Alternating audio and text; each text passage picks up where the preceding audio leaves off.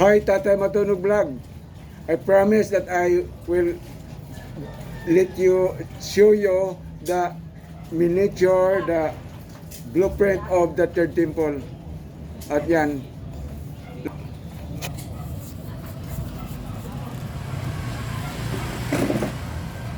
Okay. Behold the blueprint, the miniature of the third temple. Ganito po ang pagkayari, ganito po ang pagkapakita ng ating Panginoon noong dinala niya ako doon sa land of Israel near the Dead Sea. Doon niya ako pinakitaan nito, doon niya ako kinausap at ito na nga yung forma. Ito yung pinakita niya sa akin at ito ay kakaiba sa first temple, kakaiba sa second temple. Unang-una sa forma, sa size, ito ay malawak. Gusto ko nga makita ninyo paligid. Ayan. Yan yung kanyang pagkayari, kumayari na ganyan. Ganyan yung kanyang utos. Ganyan yung kanyang kagustuhan na gagawin natin. Tayo ang gagawa. Yung mga anak niya ang gagawa. Yung mga maligtas siguro. So ito po yon. Okay. Isalaysay ko konti, paliwanag ko konti kung ano to. Ito yung east. Ito kailangan nakaharap sa east. The temple must face east. East of Jordan. Ang likod, yun ang west. West. Ito yung north. Dito banda, dito yung north. At dito yung south. Ang lawak nito ay tinatawag niya sa Old English nga 500 rods. Ang isang rod ay 16 feet and a half or 5.3 meters. So, kung i-convert natin yan, itong isang side, ito ay mapunta sa 2.5 kilometer, 0.3 or 0.4. Ganon. 2.5 kilometer, 0.4. Yan yung lawak. So, ganon din. Kay square naman to. Parang tinatawag to nga square. Square. Ang sukat dito ay ganun din ang sukat sa gilid. Ganun din ang sukat doon sa likod at dito rin ang sukat sa gilid. Pareho. 500 rods squared. 500 rods squared. Ito yung tinatawag na outer court. Outer wall. Ito yung tinatawag na outer wall. Ito yung outer court dito. There are 7 steps higher than the ground level. Ito may 1, 2, 3, 4. May 3 doon sa loob. Kaya mahaba. Malaki po to. Malaki to. 2 kilometers nga and a half. So malayo. Ito malawak ito. Itong gate lang. Maraming mga dito, mga tinatawag nga mga kwarto, mga cells, mga tirahan ng mga pare. Marami, 3 dito, 6. May mga dito, may pintuan. Ito yung pintuan. Ito yung kanyang atip. So parang building din itong gate. Sa gate pa lang building na dahil ang kalawak ng gate 25 cubits. 25 cubits itong lawak, itong lapad. Ang haba nito ay miniature nga, pinaliit. Ang haba nito ay 50 cubits. Biro mo diyan pala. Itong mga poste 1 rod squared. Di ba 16 and a half feet ang isang rod or 5 meters, 0.3. Biro mo 5 meters, 0.3 squared. Ganun kalaki yung mga poste. At matangkad, ang tangkad nito ay 60 cubits. So hindi basta-basta. Dito, sabi ni Father, may mga palm trees. Palm trees talaga ang pili niya. Mayroon pa yan dito sa taas. Di ko na lang linagyan kaya maabusisi na. May pine trees dito sa kabilaan. At ang mga archways. Parang arko ang mga pintuan. Parang arko ang mga pintuan. Yan yung mga archways. So, dito pa lang ang dami ng dadaanan mo. Pag akyat mo diyan, ito yung east gate ha, east gate. The temple must face on the east. So, dito yung Dead Sea. Dito yung Jordan River. So, doon naman yung west, doon yung tinatawag na Gaza Strip, doon yung tinatawag na Mediterranean Sea. Ito ay nasa north. I-explain ko naman ang New Haven ay nasa south. Ipakita ko rin ang mapa sa sunod nga nating vlog. So ito yung tinatawag na second wall. Pangalawang bakod. Biro mo 3 bakod. At yan, may mga bakod pa nga dyan. So, ito yung first wall, outer court. Ito yung second wall. Itong dito, itong layo. Itong distansya. The distance from here, this first wall to the second wall is 100 cubits. Ang layo nun. Ang layo noon. Dahil, ito mga damuhan to. Ito mga building. Mga tinatawag to nga mga building to. Tinatawag nila restaurant daw. Oo, yung kainan kay magpista. Pag magpunta ka dito, pista lang. 5 30 lahat. Mayroon pa doon. Tag-5 bawat dito. 30 lahat. 30 lahat. Yan. So, ganun ang pagkayari. Ganun ang gusto niya. Ito ay hindi lang nakita. Ito ay hindi lang pinakita. Mabasa din pala sa Bible. Noong ako walang kaalam-alam. Noong ako innocent sa tungkol ng mga ganitong bagay, sa ganitong bahay, sa ganitong templo. Third temple ang pangalan. Codename lang yung third temple. Ang nang doon sa Bible, the house of the Most High. Dito na ang kanyang tirahan. So ito yung second. Pareho kalaki. Ito pareho kalaki. Ito pareho kalaki dito. Ito pareho kalaki dito. Ito ay naman 8 step higher than the first level. Ito yung ground 7 step higher than the ground. So nag-akyat siya. At dito naman sa pangalawang hagdan, pangalawang bakod, 8 step. 8 step. Mayroon pa marami doon sa loob. So pareho to kalaki 8 step. Ang bakod din, ang tangkad ng bakod ay 100 din. 16 feet. So siyempre ibaon pa yung kaya di man pwede ang bakod na hindi ibaon ng 16 feet kalalim. So matibay siya. Ang kapal nito 100 din. Parang 16 nga may mga butas ito. Pwede salubong yung 2 kabayo nga may chariot dito. Kaya mga bihimento, mga silipan. Ang guardian nito ay ang mga anghel. Ngayon, 100 ang kanyang distansya. 100 cubits ang distansya dito. Oo. At ngayon, ito ay pangapareho. Ito na. Papunta na tayo sa nakaakyat na tayo dito, nakapasok na. At pagdating dito, nakapasok na rin tayo dito. Dahil ito yung tinatawag na inner court. Outer court, inner court. Outer wall, inner wall. So, galing sa outer court, papunta tayo sa inner court at halimbawa aakyat na yung mga pari. May mga priest, mga high priest. Ang nakatira dito, ang mga building din ito, 3-story building. pagdating natin dito, ito yung altar. Ito yung altar. Ito yung tinatawag na pillar, the two pillar.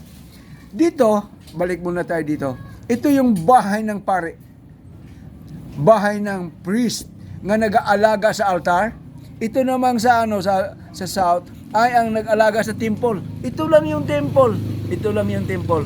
Ito yung bahay ni Father. So parang hagdan ang nangyari.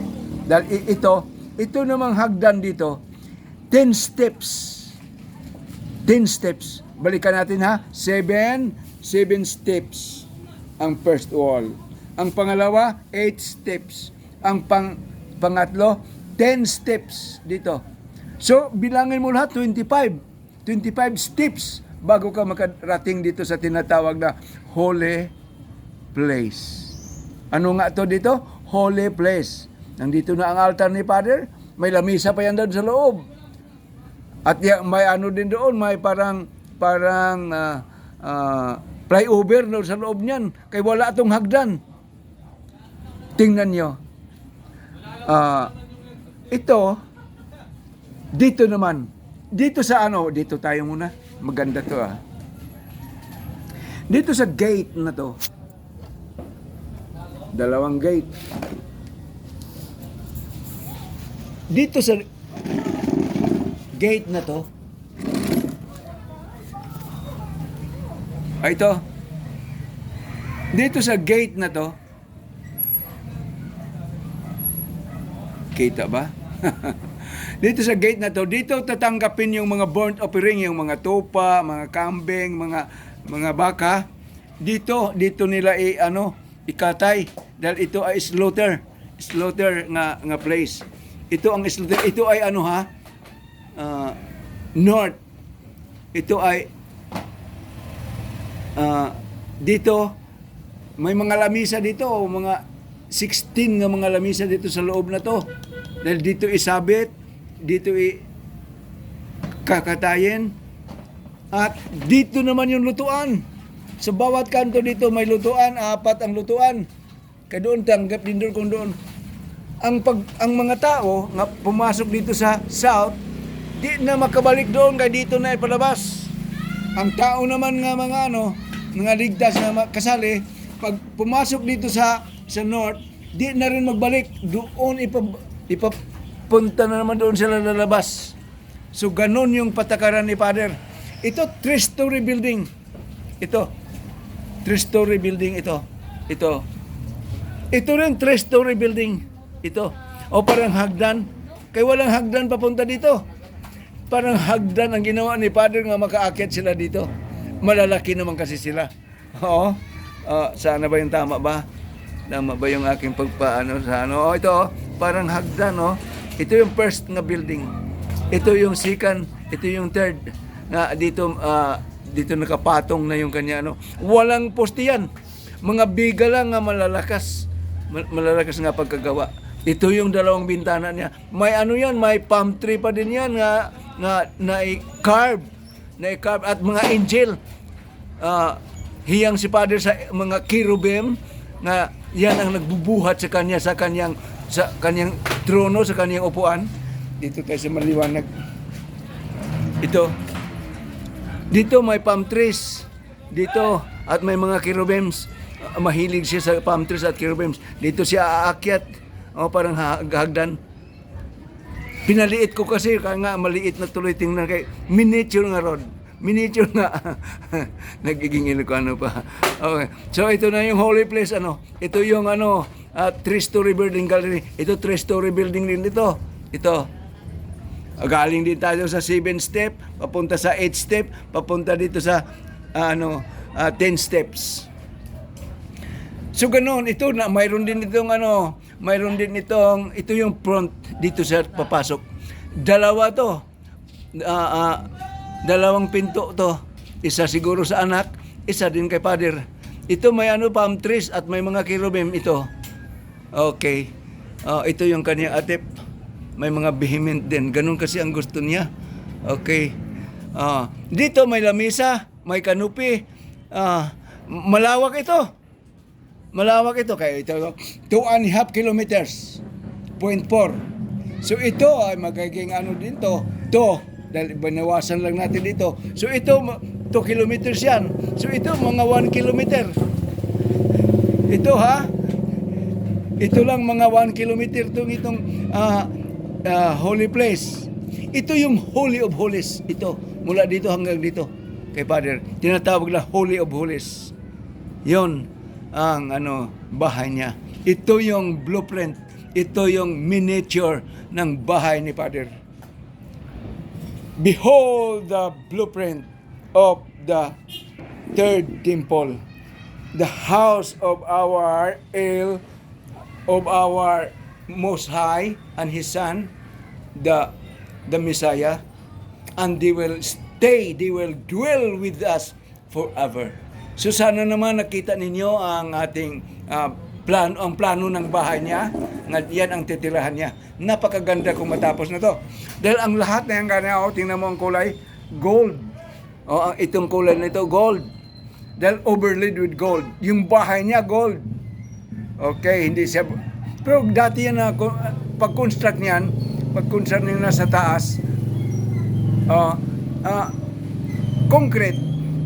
May mga nara dyan nga mga kahoy nga pagpaganda. Oo. At overlaid with gold. Makapal siguro yung gold, baka 2 pulgada. Oo, 2 inches ang kapal ng gold na overlaid in and out. So gold talaga ang tirahan niya. Mahilig si Father sa mga ginto. Dahil siya naman kasi ang creator ng mga ginto. Siya ang may-ari. So sana naibigan niyo at nakita na ninyo ang bahay ng ating manunubos, ang ating may kapal, ang ating creator. Kailangan siya magkabahay. Parating na siya. Di natin ihanda. Saan siya titira? Di naman siya titira. Di siya titira sa mga hotel, sa mga building, sa mga skyscraper na building. Ay masira yun dahil powerful siya. Ang kanyang aura, ang kanyang audience, ang kanyang power. Mag-iba yun. Nabiak nga yung bundok ng Mount of Olive nung bumaba siya. So hindi siya pwede. Kailangan yung mga sukat. Yung mga banal nga sukat, the entrances and the exits. Yung kanyang doon lang siya titira sa bahay, sa plano nga siya nang nag-design. He is the designer of this third temple. Mas malaki ito kaysa first and second. Mas malawak at wala din doon sa luma nga tinatawag nilang Temple Mount. Ito ay about 100 miles away from the old Jerusalem. 100 miles from the Temple Mount na they call it the Temple Mount. Ito na yung bago doon yan sa It is between Hebron and Beersheba. Alam niyo yun. Look at the map. Ipakita ko naman yung mapa nga mamaya. Okay. Yun ang kaniyang plano, yun ang kaniyang kagustuhan, yun ang kaniyang kalooban na siya ay magkaroon ng bahay. Hindi galing sa langit ito ha. Walang ganun na siya lang ang gagawa. Ating responsibilidad na tayo yung gagawa. Tayo ang gagawa. Ang mga nasa islands, nasa far away, far east, number 1, dito nga pina-reveal sa atin, dito pina-discover sa atin, dito pinakita, taga-Pilipino ang pinakitaan. Wala siyang, salamat naman nga ang Pilipinas ay number 1. The Philippines became his priority, a nation that is priority of his choice. Dito siya nakapili ng tao, dito siya nakapili sa atin. Tayo ang pinili ni Father nga magiging builder nito, magiging part nito, magiging kasama. So tayo Pilipino, kaya nga tinagalog ko talaga, di naman rin ako marunong mag-English. Tinagalog ko para sa Pilipino, para sa mga magiging lingkod dito, para sa magiging maligtas nito. Dahil anhin mo man pananampalataya kung walang gawa, ito na yung gawa. Sabi ni James, faith without work is dead. Ito yung gawa. Kung naniwala ka sa kanya, gagawa tayo ng bahay niya. Di pwedeng mawala tayo. Dahil magiging wala, baliwala ang pananampalataya, baliwala ang pagsamba, baliwala ang pag-pray, baliwala ang mga pag-awit kung hindi may gawa. Di siya gusto nga nagsamba lang tayo sa kanya nga the fruit of the lips. Di ba sinabi na these people worship me in their lips, but their hearts are far away from me. So ito na yung gawaan ng ating pananampalataya. Kung naniwala ka sa Kanya, nanampalataya ka sa Kanya, ito yung gagawin natin upang karoon siya ng bahay at titira na dito sa atin. Forever na yon. Iniiwanan niya ang langit, kaya dito siya titira sa atin. Napakaganda. So, mga kasama, gusto kong ulit-ulitin ninyo ito. I-memorize ito. I-spread this gospel. This is the gospel. This is the house of the kingdom of heaven. This is His house. This is the so-called third temple.